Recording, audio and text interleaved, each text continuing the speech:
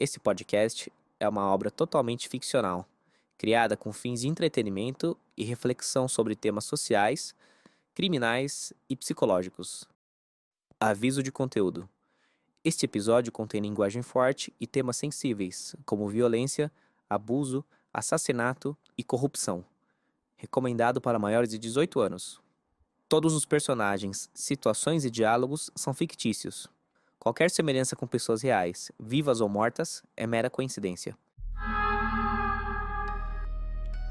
Retro 7 apresenta Crime no Paraíso.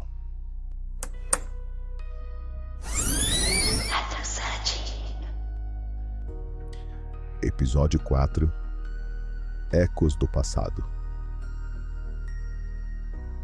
Na manhã seguinte, Hector já estava diante do portão da casa dos Monteiro. O telefonema de Fonseca, ainda na madrugada, avisara que o filho de Eduardo estaria lá para recebê-lo. O portão abriu com um rangido. Um criado uniformizado apenas assentiu e o fez entrar. A casa era grande, silenciosa e limpa demais para aquela hora da manhã. Hector percorreu o corredor sentindo o cheiro de cera e perfume feminino ainda fresco no ar. No salão principal, o rapaz já o aguardava. Eduardo Filho, 21 anos, magro, impecável. Camisa azul clara bem passada, calça jeans escura sem vinco torto, relógio Casio Calculator no pulso. Nos pés, um tênis rainha branco.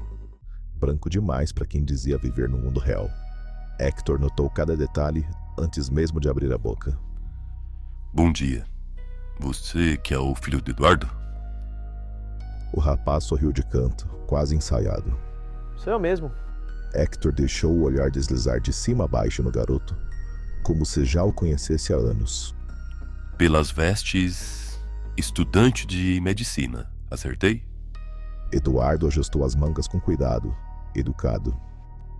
Eu tô no 4º ano. Tô indo pro meu estágio agora. Mas você já pode entrar. Não tem muita coisa pra ver, mas fica à vontade.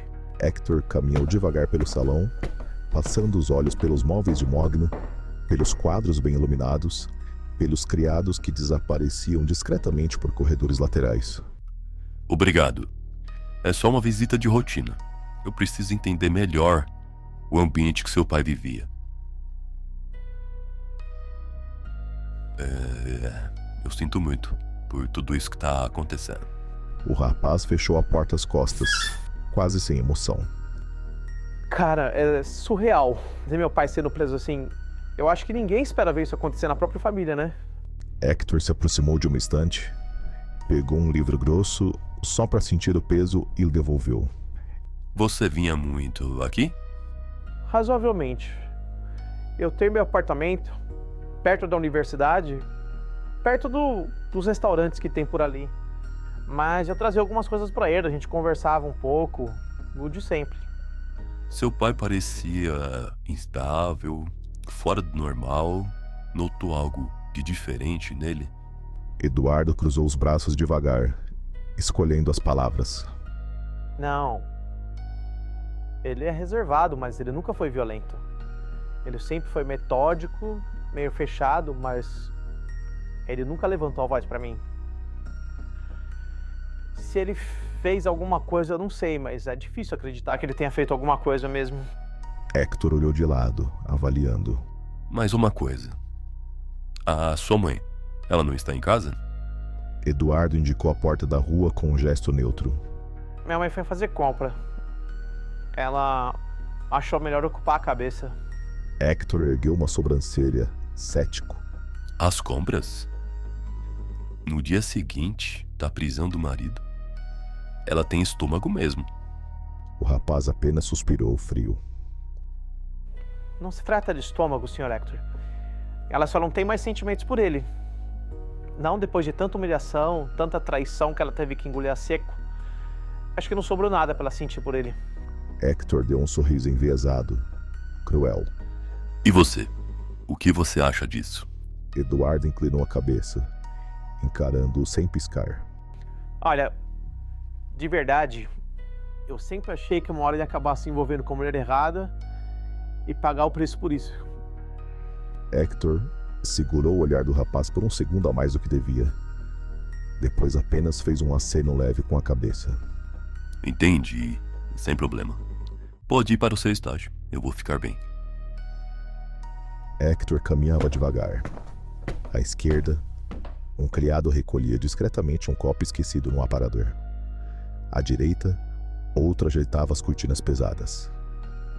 Ele tragou o cigarro, sempre atento ao silêncio elegante da casa, e murmurou, sozinho, quase sem mover os lábios. Você sempre soube se cercar de luxo, Monteiro. Mas nunca foi tão bom em escolher as pessoas certas. Ainda no saguão, lembrou-se de uma vez em que ajudou Eduardo pai, quando a agência nem se chamava Retroset. A memória o puxa para trás. Foi a vez em que teve que livrar Monteiro de um inimigo dentro da própria agência.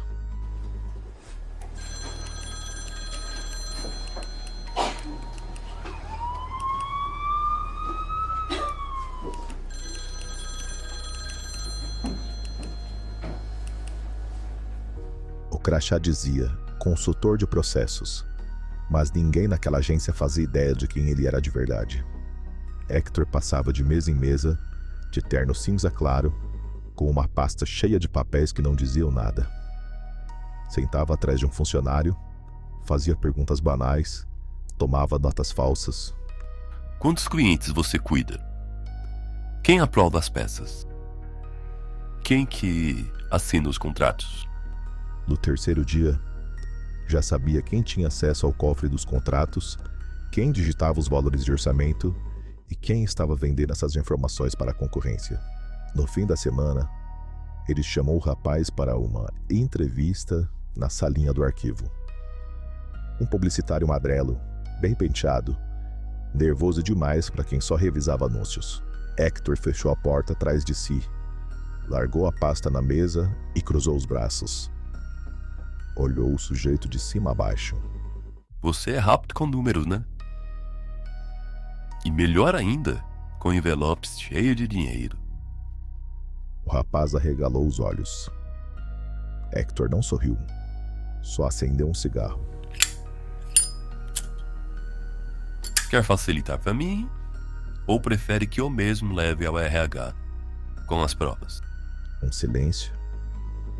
Depois, a voz do espião saiu fraca. Foi só uma vez. Hector se inclinou sobre a mesa, aproximando o rosto. Traição não é negócio de uma vez só não, garoto. É profissão. E você já escolheu a sua.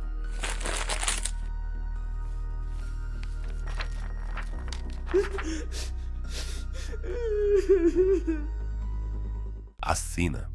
Agora. Renúncia e confissão. Ou amanhã você está na capa do Estadão como ladrão. E assim, resolveu o problema.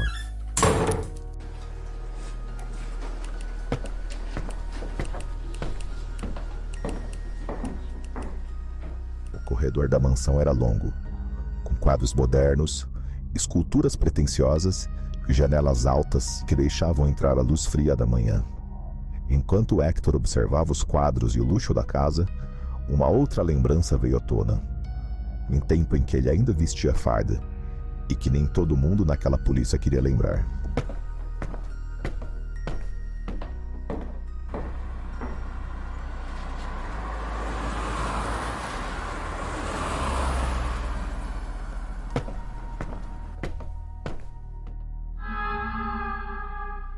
O bicheiro, um homem gordo, bem vestido, dono de sorriso falso e um olhar que parecia cortar a alma. Um homem que fazia e desfazia na cidade, com polícia, políticos e criminosos amarrados na palma da mão. Você acha que pode continuar roubando essa cidade enquanto os outros viram a cara? Quem vai me impedir, investigador? Você? Hector não se intimidou. Sabia que era um jogo de xadrez. Cada movimento precisava ser calculado. Cada ameaça respondida com inteligência fria.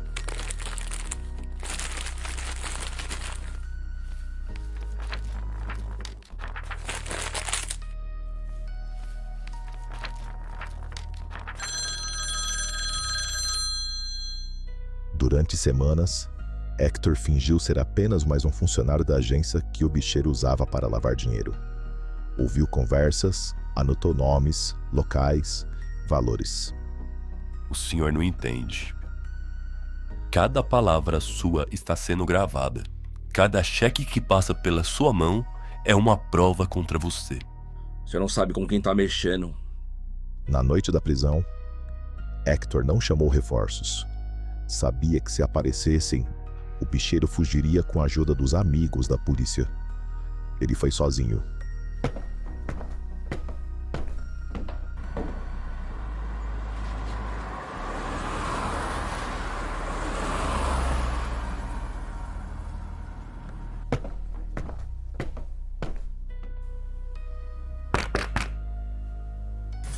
Está preso. Não adianta chamar pelos seus capangas. Você perdeu. Você vai se arrepender disso, investigador. Hector já tinha visto isso antes. Homem desse tipo sempre tenta se levantar. E ele sempre derrubava de novo.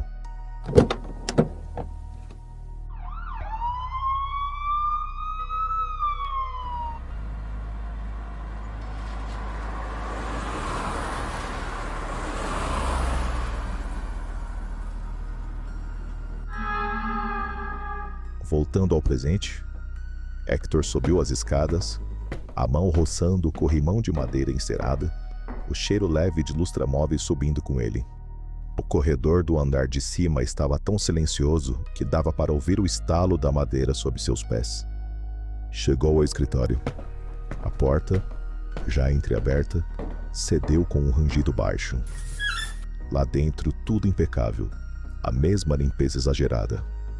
Tapete sem um fio fora do lugar, cortinas pesadas filtrando a luz da manhã. Quadros bem escolhidos nas paredes, uma aquarela de Burle Marx, uma gravura francesa, nada ostensivo, mas caro. Na estante, livros de arte enfileirados por altura. A prateleira direita abrigava uma garrafa de uísque pela metade, ao lado de copos limpos sobre uma bandeja de prata. Os olhos dele pousaram numa caixa aberta de charutos cubanos do aparador.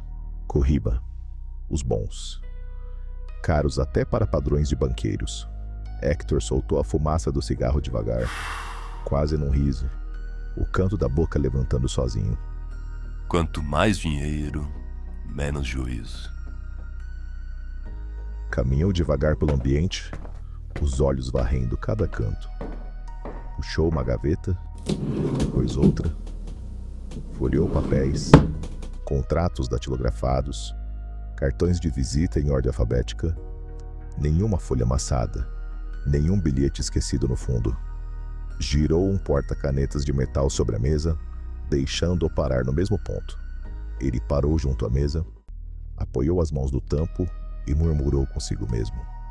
Limpo demais. Eu sempre desconfio de lugares assim. Deu mais uma tragada no cigarro. Deixou a fumaça escapar em direção ao teto e apagou a ponta no cinzeiro de cristal com um estalo seco. Antes de sair, ainda deu uma última olhada. Nada. Nenhum deslize, nenhum vestígio. Hector começou a descer as escadas devagar, um degrau por vez, sem pressa. A mão firme no corrimão, os olhos passeando pelos detalhes dourados e pelas molduras caras. Quando chegou ao térreo, fez um desvio breve à direita e empurrou a porta da biblioteca. Quando ele cruzou a soleira e ficou parado por um instante, respirando aquele cheiro de couro e papel antigo. E veio outra lembrança, tão viva, que Hector quase podia ouvir a chuva de novo.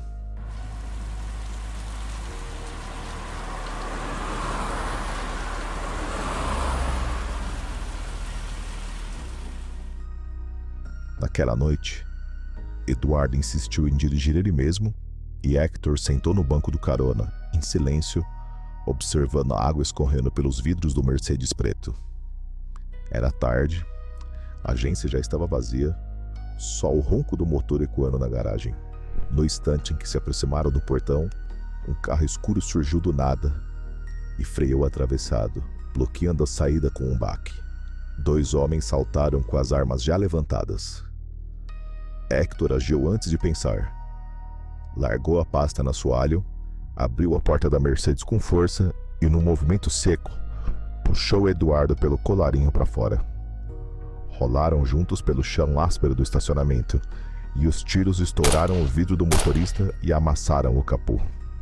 No chão, sentiu a pólvora no ar e a água gelada da chuva encharcando seu sobretudo. Sacou o revólver e disparou 2 vezes. Um deles caiu gritando, com a perna atingida. O outro fugiu na escuridão, deixando o som de pneus e respingos para trás. Eduardo ainda estava deitado ao lado dele, respirando fundo.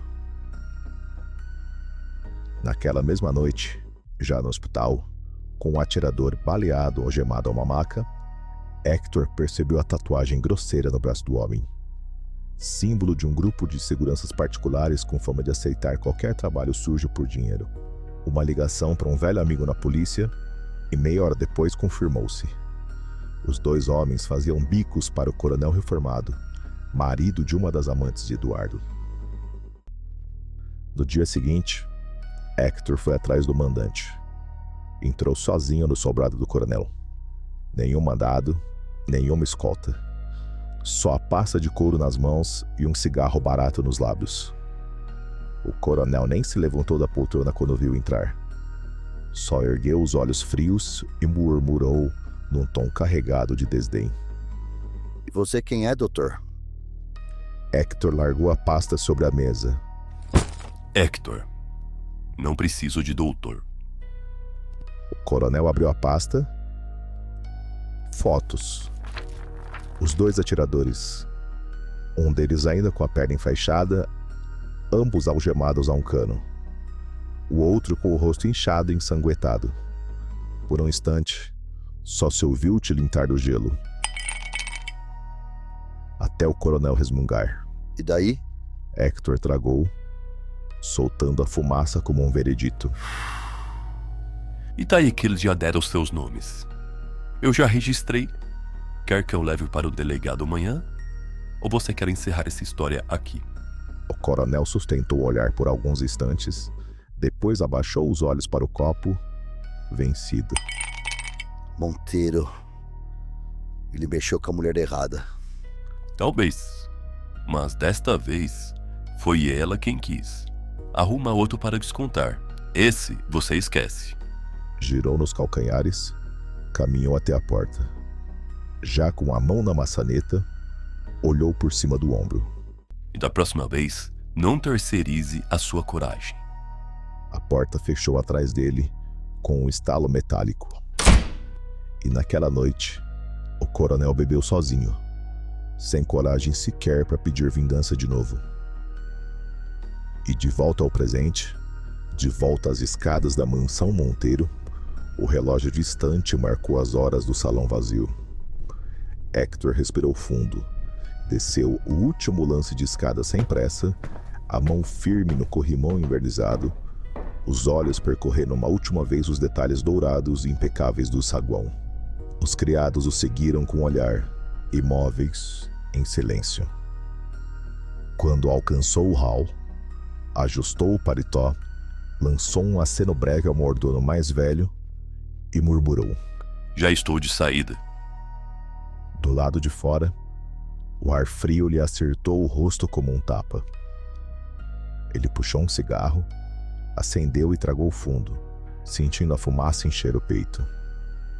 E foi ali, sozinho no jardim de pedras, que a lembrança voltou. O caso do monge havia consumido sua vida por meses. Madrugadas inteiras na delegacia, cafés frios e a sensação constante de estar sendo observado. Os colegas cochichavam nos corredores, desviavam os olhos, sumiam com relatórios, adiavam qualquer decisão. Era como se ninguém quisesse chegar ao fundo daquela trilha de corpos. Mas Hector não era de recuar. Foi ele quem primeiro notou a assinatura nas cenas do crime. Pequenas velas apagadas dispostas ao redor da vítima, sempre em número ímpar.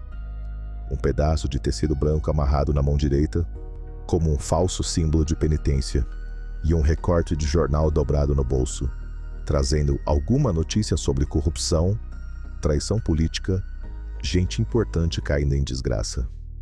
As vítimas eram sempre desafetos de alguém com poder. Empresários que haviam rompido acordos, políticos que haviam ameaçado expor colegas, um jornalista incômodo demais. E o monge fazia parecer que eram crimes de ódio, atos isolados de um fanático religioso ou ataques passionais. Ele não deixava sangue espalhado. Escolhia lugares silenciosos, porões abandonados, depósitos em bairros periféricos. As vítimas eram encontradas sempre sentadas ou ajoelhadas. A cabeça pendia para o lado esquerdo, com o tecido branco como um sinal. Não havia luta. Ele as dominava antes, provavelmente sob ameaça de arma. E por meses, aquilo parecia um quebra-cabeça impossível de montar, até Hector notar que havia um padrão, e que os alvos não eram escolhidos ao acaso. Quanto mais cavava, mais nomes apareciam. E quanto mais nomes apareciam, mais clara ficava a proteção que vinha de cima. 2 coronéis da polícia militar, figuras graúdas, estavam por trás do monge. Usavam-no como uma espécie de executor silencioso para limpar o tabuleiro político e empresarial. Não era apenas um assassino em série. Era uma ferramenta, um fantoche bem treinado. E Hector, sozinho, foi quem cortou as cordas que o moviam. Hector descobriu isso tarde demais para não se queimar, mas cedo bastante para impedir o próximo assassinato. No gabinete do delegado, sua voz ainda ecoava na memória. Eu não sou como vocês. E a imagem do distintivo batendo na mesa antes de ele virar as costas para a farda para sempre. Desde aquele dia, carregava consigo não apenas as cicatrizes da investigação, mas também a certeza de que trabalhar sozinho era a única maneira de fazer justiça. A lembrança se dissipou no vento frio, enquanto as janelas iluminadas da mansão Monteiro brilhavam atrás dele. Hector tragou mais uma vez. Olhou para o alto com um sorriso cínico e murmurou para si mesmo. E apesar que eu deixei a sujeira lá para trás para me afundar nela outra vez. E enquanto se afastava da mansão, com o gosto amargo da memória ainda na boca, deixou escapar em voz baixa, quase inaudível. Se tem alguém por detrás disso, eu vou encontrar. E eu vou derrubar. Um trovão ribombou ao longe. Como um sinal. Hector enfiou as mãos nos bolsos e continuou seu caminho. E sem olhar para trás, completou em voz baixa. Nem que seja o próprio Monteiro.